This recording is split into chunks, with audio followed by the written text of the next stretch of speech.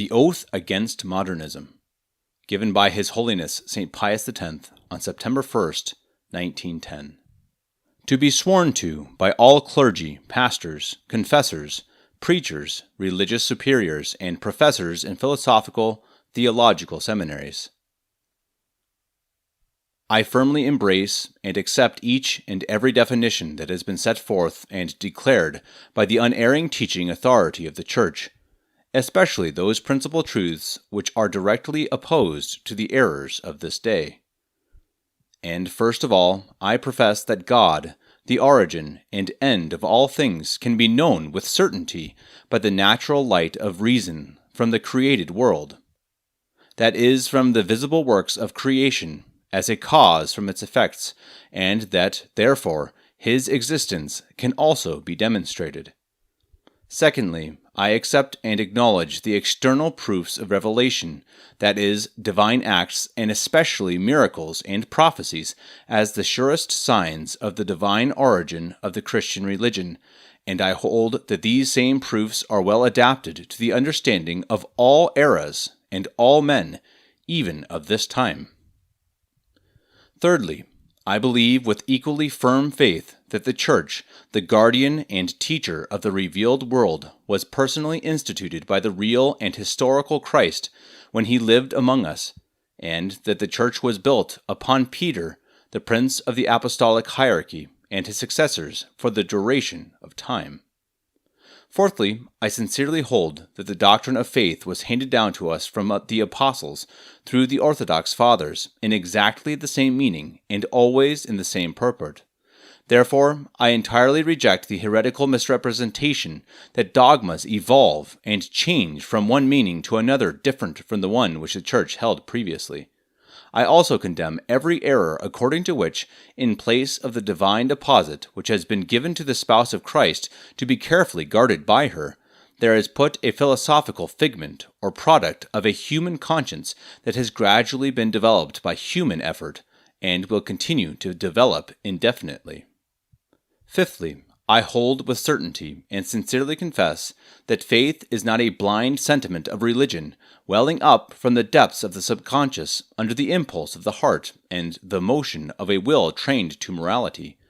but faith is a genuine assent of the intellect to truth received by hearing from an external source. By this assent, because of the authority of the supremely truthful God, we believe to be true that which has been revealed and attested to by a personal God, our Creator and Lord. Furthermore, with due reverence, I submit and adhere with my whole heart to the condemnations, declarations, and all the prescripts contained in the encyclical Pascendi and in the Decree Lamentabili, especially those concerning what is known as the history of dogmas. I also reject the error of those who say that the faith held by the Church can contradict history, and that Catholic dogmas, in the sense in which they are now understood, are irreconcilable with a more realistic view of the origins of the Christian religion. I also condemn and reject the opinion of those who say that a well-educated Christian assumes a dual personality, that of a believer, and that at the same time of a historian, as if it were permissible for a historian to hold things that contradict the faith of the believer,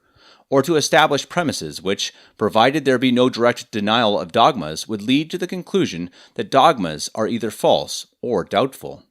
Likewise, I reject that method of judging and interpreting sacred scripture which, departing from the tradition of the Church, the analogy of faith, and the norms of the Apostolic See, embraces the misrepresentations of the rationalists, and with no prudence or restraint adopts textual criticism as the one and supreme norm.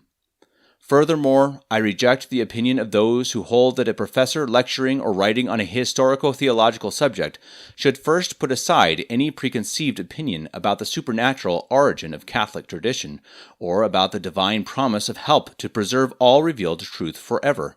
and that they should then interpret the writings of each of the Fathers solely by scientific principles, excluding all sacred authority, and with the same liberty of judgment that is common in the investigation of all ordinary historical documents. Finally, I declare that I am completely opposed to the error of the modernists, who hold that there is nothing divine in sacred tradition, or what is far worse say, that there is, but in a pantheistic sense, with the result that there would remain nothing but this plain simple fact, one to be put on a par with the ordinary facts of history, the fact, namely, that a group of men, by their own labor, skill, and talent, have continued through subsequent ages a school begun by Christ and his apostles. I firmly hold then, and shall hold to my dying breath, the belief of the Fathers in the charism of truth, which certainly is, was, and always will be in the succession of the episcopacy from the apostles. The purpose of this is, then, not that dogma may be tailored according to what seems better and more suited to the culture of each age, rather that the absolute and immutable truth preached by the apostles from the beginning may never be believed to be different, may never be understood in any other way. I promise that I shall keep all these articles faithfully, entirely, and sincerely, and guard them inviolate, in no ways deviating from them in teaching, or in any way in word or in writing. Thus I promise, this I swear, so help me God.